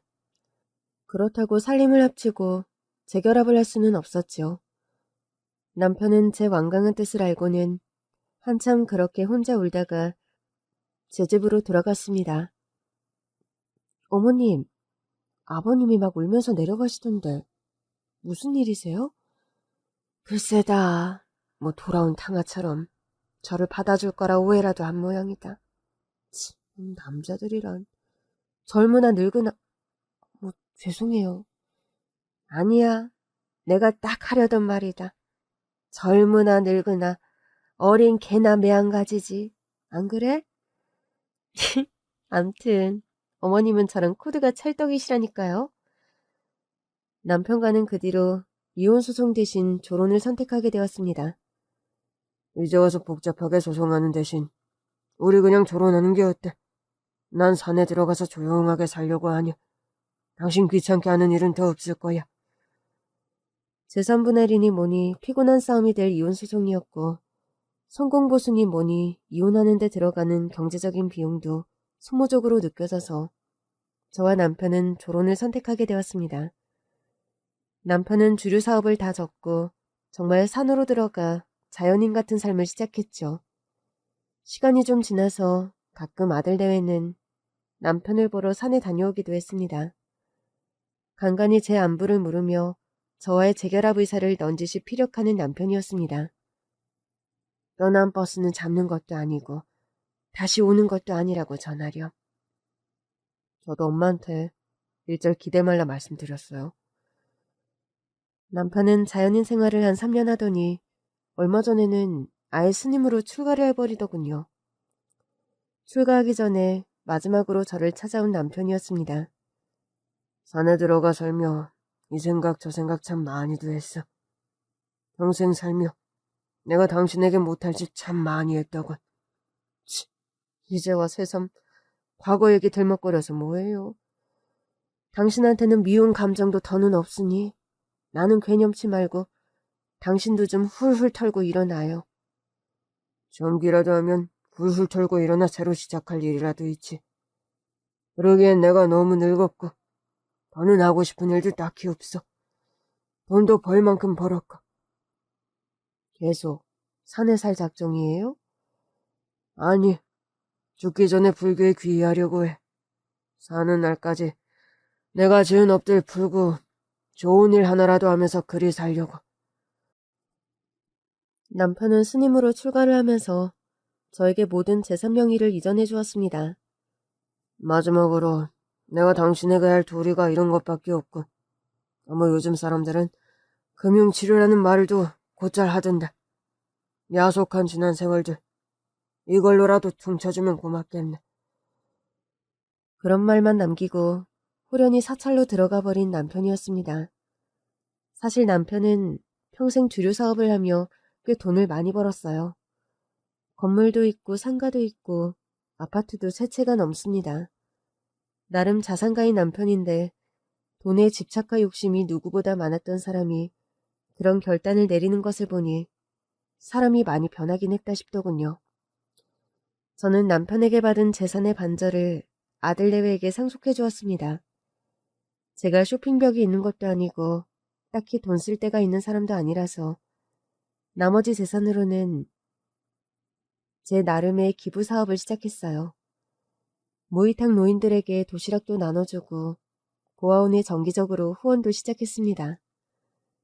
최근에 아들 대회는 둘째 딸을 건강하게 출산했습니다. 일남일녀의 부모가 된 아들과 며느리죠. 혜진아, 고생했다. 예쁜 공주님이 태어났구나.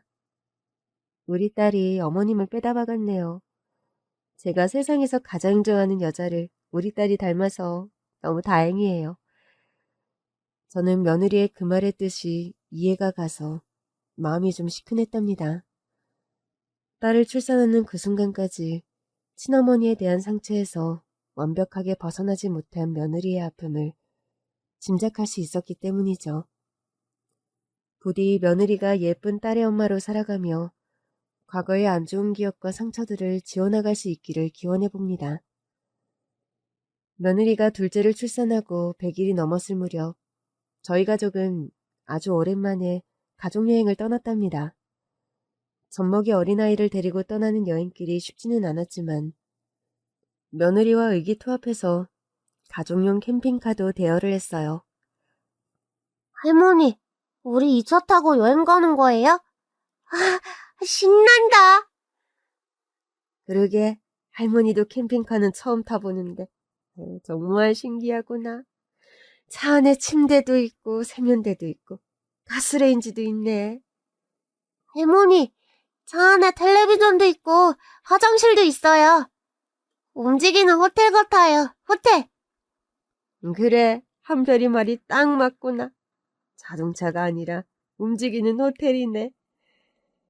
다들 안전벨트 잘 매셨죠? 그럼 출발합니다. 며느리는 어린 손녀딸에게 젖을 먹이고 저는 어린 손주를 무릎에 앉히고 여행을 떠나는 길. 실로 오랜만에 아주 행복하다는 느낌을 받았답니다. 그간 사는 게 뭐가 그리 바빠서 가족끼리 여행 한번 못 떠났던가 싶은 생각도 들더군요. 남편과 사이가 원만해서 조론도 하지 않고 그런 우여곡절 없이 할아버지 자리가 채워졌더라면 더할 나위 없었겠죠. 피가 섞이고 결혼이라는 제도로 묶였다고 해서 무조건 가족이라는 이름을 붙일 수는 없는 것 같습니다. 며느리에게는 피가 섞인 엄마가 있지만 지금까지 연락 한 번 없이 지내는 며느리와 그 모친이니까요. 엄마 역할, 아내 역할을 내팽개쳤던 그 여자나 아빠 역할, 남편 역할을 스스로 내팽개쳤던 제 남편은 지금 우리들 곁에 없습니다. 이제는 딱히 그들을 미워할 필요도 자꾸 생각할 필요도 없다는 생각이 듭니다. 곁에서 함께 웃을 수 있고 신뢰를 깨버리지 않고 배려하는 가족. 그런 편안함과 믿음을 줄 수 있어야 비로소 가족이라는 이름을 붙일 수 있는 거겠죠. 피 한 방울 섞이지 않았지만 며느리와 저는 모녀 사이 못지않은 가족인 것처럼요. 어머니, 달걀 좀 삶았는데 드시겠어요? 어휴, 넌 애 챙기기도 바쁜데 언제 그런 걸 챙겼어? 어머니 나들이 가실 때 달걀이랑 사이다 드시는 거 좋아하시잖아요. 아무튼 세상에 나 생각하는 건 우리 며느리 희진이밖에 없구나. 유부초밥 쌓았는데 좀 먹으련? 신난다. 안 그래도 배고팠는데 잘 먹겠습니다. 엄마, 나는 김밥 좋아하는데 김밥은 없어요? 내가 희진이 먹고 싶은 걸로 싸우는 거 뻔히 알면서 그런다. 미안하다. 유부초밥만 아니라 김밥 살 여유가 없었네. 암튼 희진이가 엄마 딸이고 난 주워온 자식 같다니까요. 당신 보기에도 그렇죠? 나만 느낀 게 아니었나 봐요, 어머니. 사랑하는 가족들과 웃고 떠들고 좋은 곳으로 여행 가는 길. 언제까지고 오래오래 아들 며느리와 손주 손녀와 건강하고 무탈한 일상이 이어졌으면 하고 기도를 했더랍니다. 여러분의 일상에도 화목한 평안이 가득하시길요. 긴 얘기 들어주셔서 정말 감사합니다.